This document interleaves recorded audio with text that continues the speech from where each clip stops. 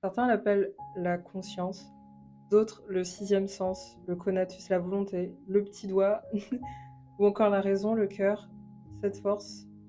Je dirais cet écho, ouais, plutôt un écho qui jaillit en nous et nous fait parvenir la vérité, notre vérité. Moi, je les appelle mes petites voix et je vais vous raconter leur histoire.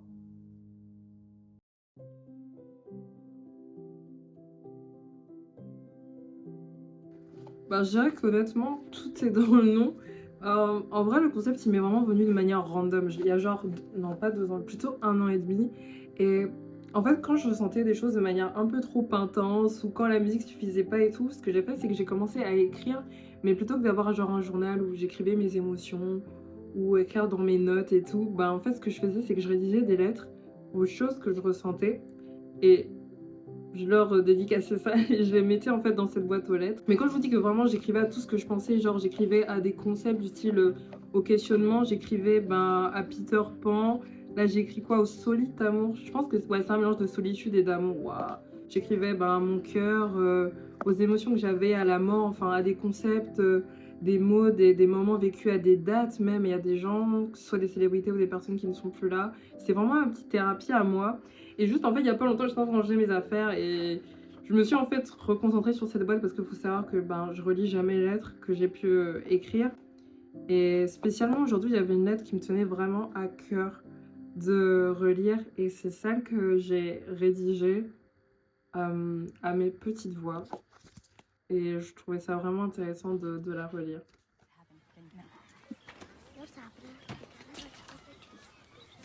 Well, you know, sometimes these things are like a band-aid. You just have to rip it off.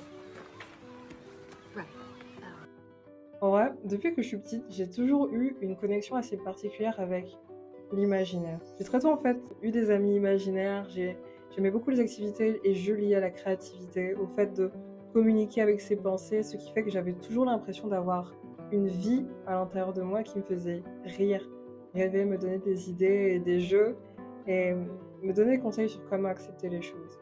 Je trouvais ça stylé et je trouve toujours ça stylé. C'était comme mon super pouvoir, ouais, genre les mini et tout, voilà, il y avait super genre super jalouse, super, je sais plus, genre rire, super je sais plus. Hein. Et moi j'avais le don de pouvoir parler à plein d'êtres dans ma tête et j'avais vraiment l'impression de me sentir comme, entre guillemets, spéciale par rapport à ça. J'avais la capacité de pouvoir littéralement plonger à l'intérieur de moi, me créer des scénarios de malade, revivre des moments passés, plonger dans mes dessins animés préférés.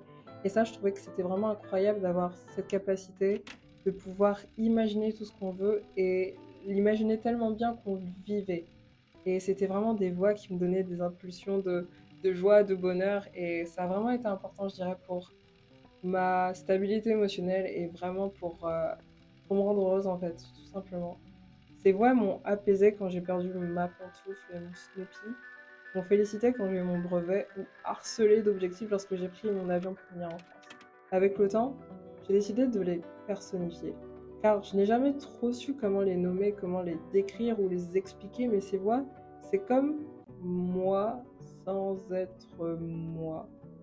C'est comme l'être qui me connaît le mieux, qui me motive et qui veut que je réussisse. Il sait ce qu'il faut faire, ce que je devrais faire du moins pour accomplir ce qui me fera du bien. C'est comme une intuition en moi, la première idée, le premier murmure qui s'empare de mon esprit qui me dit fais-le. C'est parfois rien de fou, hein. Peut-être tout ce que je vous ai décrit après vous donne l'impression d'avoir quelque chose d'extraordinaire, mais non, n'imaginez pas des êtres qui me demandent d'accomplir des choses hors du commun ou qui me demandent à chaque fois de transcender ma personne. Non, non, non. Parfois, cette voix, c'est qui te dit de faire la vaisselle, de relire tes cours, qu'en vrai, tu devrais répondre à ce message avant d'oublier et de juste laisser cette personne en air parce que c'est pas sympa. Il est peut-être temps de relire ce livre qu'on n'a pas touché depuis un petit moment. Ces voix, ben, c'est aussi le corps. C'est elle qui te dit qu'il est temps de te remettre au sport et de courir, ou quand j'ai trop poussé, c'est cette douleur aux genoux ou aux épaules qui te dit repose-toi, c'est bon. Ces voix, c'est ce gargouillement qui dit que j'ai faim, ou au contraire, celle qui dit qu'on n'a pas vraiment faim et qu'on ne devrait pas juste grignoter parce que là on s'ennuie, on est fatigué, ou en vrai j'ai juste pas faim. C'est celle qui te dit de te lever, ou au contraire que Bichette, là t'es vraiment trop fatigué. C'est celle qui te dit d'aller dormir, que c'est pas grave. C'est celle qui te dit de continuer ce projet jusqu'au bout, mais parfois c'est celle qui te dit que c'est bon. Il est temps d'envisager une autre chose, ou bien une autre perspective. mais que ça ne signifie pas abandonner, juste que parfois évoluer, c'est renoncer.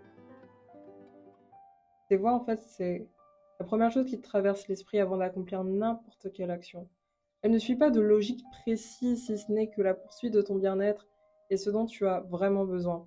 C'est pour ça que je ne veux pas forcément l'assimiler à la conscience ou au cœur et tout, parce que je n'ai pas envie qu'elle suive les lignes directives qu'on assimile parfois à ces mots. Je n'ai pas la tête qui me parle, ni mon corps, mais c'est toute ma personne, en fait, en entier, qui résonne et qui me communique à chaque fois ce qui me fera plaisir. Ces voix, en fait, elles savent ce qu'il faut faire. Et tu auras beau avoir la flemme, être fatigué, être déterminé, au fond de toi aussi, tu sais, car cette voix, en fait, c'est toi. À la petite voix. Comment tu fais? Qui es-tu? Dieu, mon cœur, mon inconscient? Est-ce que tu es moi, la véritable Gladys, la véritable Gladys? Merci. Tu me viens comme un vent qui valse vivement, dévoilant les véritables voies à suivre. Tu me foudroies, m'amuses, tu es l'impulsion d'un enfant, la volonté d'un scientifique, la brinque d'une fêtarde. Pardon de ne pas t'avoir écouté plus tôt et pour toutes les fois où je ne t'écouterai pas. Tu es si étouffé par le bruit. Malgré tout, tu ne m'as jamais abandonné. Je comprends pas ce que j'ai écrit. Tu vois de tout. Tu cries, ok. Tu cries de toutes tes petites forces quand tu hurles. Qu'est-ce qui t'en empêche? On en a tous, on l'a tous et peut-être qu'on serait plus heureux si on l'écoutait. En laissant tomber l'espace d'un instant, le passé, le futur, ses attentes, cette flemme, la honte, l'éducation, les critiques, les insultes, les attentes, les tu devrais, les tu ne pourras pas, les ça n'en vaut pas la peine, les si et les ça sert à rien. L'espace d'un instant, tous ces bruits et laisser entendre le cœur qui te dit fais-le maintenant. Elle peut te demander un truc insignifiant, on s'en fout de la requête. Juste écoute-la sans cesse. Pour transformer ce murmure en cri, ce cri en tonnerre, ce tonnerre en explosion et cette explosion de joie en toi. Cette voix, c'est toi. Écoute-toi, écoute ton cœur, ton ventre, ton cerveau, tes cheveux, tes blessures, ta bouche, ta peau, ton âme veut ce que ton âme veut vraiment, vraiment, parce que ton cœur avait raison. C'est moi en fait, c'est juste moi. Elle te fait voir la bonne décision à prendre, donc à toi de l'écouter et de lui laisser une place pour ne pas être étouffé. Étouffé par le bruit. Pas capable. Non, pas la peine. Rien. Il suffit de remplir la dernière case. Tu es malhonnête. Tu ne prends que des mauvaises décisions. Tu es irresponsable. Tu ne pourras jamais. Tu es totalement égoïste. Personne ne voudra jamais de toi. Je fais rien de bien. Je suis pas. Le monde a besoin de gens remarquables et tu es l'âme la plus insignifiante que j'ai jamais rencontrée. Jamais ta flamme. Espèce d'idiote, je peux rien faire pour masquer ta Faut juste que je complète la dernière case. Rien, je suis qu'une bonne amie. Tu ne trouveras jamais ta flamme, ça ne sert à rien. Mais ce sont pas des vocations, ça, idiote. Tout le monde fait ça dans la vie courante. C'est une perte de temps. Tu n'as obtenu ce passe que parce que tu étais dans mon corps. C'est pour ça que tu gâches toujours tout. Parce que tu ne sers à rien.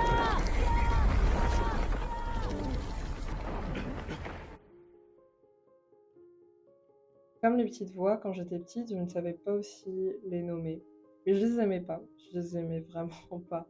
Je les aimais pas car, contrairement aux petites voix, c'était pas une caresse, c'était pas un murmure. Elle te griffe littéralement de l'intérieur. C'était des voix bizarres, parfois venues des autres, de la famille, des stars à la télé ou de gens qui m'ont fait du mal. Le bruit me conseillait aussi à sa manière, mais je finissais souvent plus triste qu'autre chose. Le bruit, c'est celui qui disait que j'étais trop nulle, que je n'y arriverais pas si je ne prends pas exemple sur telle ou telle, qu'elles sont tellement plus belles que moi ou qu'on m'aimera jamais. Les petites voix disaient de faire du sport pour être en bonne santé. Lui, c'était pour maigrir ou grossir ou maigrir ou grossir. En fait, il était jamais satisfait.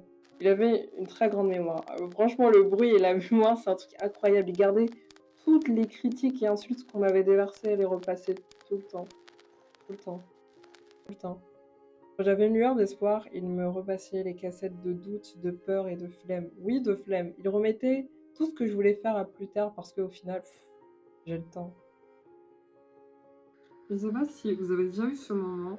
Vous êtes sur le point en fait de faire quelque chose, d'accomplir une action, et puis là, en une fraction de seconde, vous êtes genre comme submergé de pensées qui vous disent de laisser tomber, de passer à autre chose, que c'est pas le bon moment, que là on n'est pas encore au top de nous-mêmes, que c'est mieux de le faire plus tard, en fait juste plein de pensées qui ont comme pour envie de vous paralyser et qui laissent croire que c'est pour votre bien ou qu'elles attendent une autre version de vous pour accomplir la chose, mais qu'au fond de vous-même, vous sentez que ça vous fait plus de mal qu'autre chose. Moi, je dirais que c'est vraiment ça qui me saoule avec le bruit. Et je sais, et je suis d'accord que c'est des moments, c'est important de se confronter à ses blessures, de se confronter à ses mots pour grandir, parce que c'est ça qui nous forge. C'est vraiment important d'apprendre de ses erreurs et ce qui nous a fait mal. Mais je pense que si on est vraiment au point où on sent qu'il y a comme une force en nous, une voix qui appuie tellement là-dessus qu'on se sent plus paralysé, blessé, noyé dans sa propre tête. On est comme perdu dans sa propre personne. Voilà, paraître dévastateur, ça fait pas autre chose. Et c'est ça que je reprochais en fait au bruit quand j'étais petite et qui en grandissant m'a encore plus, je dirais, saoulée. C'est ça le bruit. C'est parfois les médias, ton tel, ta famille, des entre guillemets amis, les pubs, le monde, un enseignant, le voisin, ton partenaire. Et quand le bruit est là, il n'y a plus de place pour t'entendre le murmure des petites voix. Les voix sont de passage. Le bruit, lui, il veut te posséder pour qu'un jour tu n'aies même plus besoin des autres pour te faire du mal. Tu deviens ton bourreau. Je suis moche, débile, j'y arriverai pas et c'est fini. Vraiment désolée pour la tournure pathétique qu'a pu prendre la vidéo. Oh, il voulait un petit côté genre un peu drama. Est-ce que j'ai bien réussi à le donner? En tout cas, forcément, après tout ça, on peut se demander, mais du coup, comment les écouter, mais comment faire et tout, voilà, parce que, comme je l'ai dit, les petites voix, c'est comme un murmure, c'est comme genre une petite graine que ton esprit vient planter, tu vois, c'est à toi de l'entretenir. C'est pas toute une fanfare comme le bruit qui fait vraiment tout pour se faire entendre, et du coup, on peut dire que le combat est vraiment assez perdu d'avance. En termes de solutions, je vais pas vous mentir, honnêtement, j'en ai vraiment pas. Mais quand je dis que j'en ai... En fait, j'en ai vraiment pas genre de toute faite. C'est-à-dire que j'ai pas de conseils à donner à l'instant T à appliquer et vous dire que dans 2, 3 jours ou même un mois, c'est bon, ça va le faire.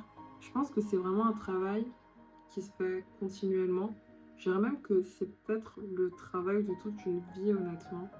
Parce que bon, honnêtement, ce serait de vous mentir que vous regardez droit dans les yeux et vous dire que ben, à chaque fois je me plie à tous les objectifs que je me suis fixés, que je suis tout le temps en adéquation avec ce que je ressens, que ma to-do list est toujours remplie, que franchement je suis tout le temps ok et conforme à ce que ma petite tête m'a dit, parce que ben non, ce serait faux. Qu'il y a des moments, j'ai des phases où c'est assez ok, et puis il y a des moments, ben je flanche, et je dirais que c'est vraiment pas grave. Pas grave parce que je pense que le plus important, c'est vraiment juste de ne pas se laisser submerger par ça. Et comme je disais un petit peu plus tôt, que je pense que c'est le travail de toute une vie, je veux dire apprendre à se connaître, apprendre à savoir ce qu'on ressent, apprendre à détecter ce qu'on a. On est des êtres tellement changeants et complexes que c'est normal de ne pas avoir ça, ou d'avoir ça un jour et puis le lendemain, ben, ça change parce qu'on change et ça montre qu'on grandit. Donc je dirais que c'est plus complexe que qu'on pourrait imaginer, du moins pour moi, mais que j'ai quand même une sorte d'idée de piste d'amélioration. Genre, on me dit une sorte de petite solution à moi qui, je pense, se fait vraiment sur une longue période. Ouais, une longue période. Je pense que, comme solution, ou comme moyen de faire face aux choses, il faut comme trouver une pièce, un endroit, un moment pour s'isoler et pour pouvoir profiter du silence.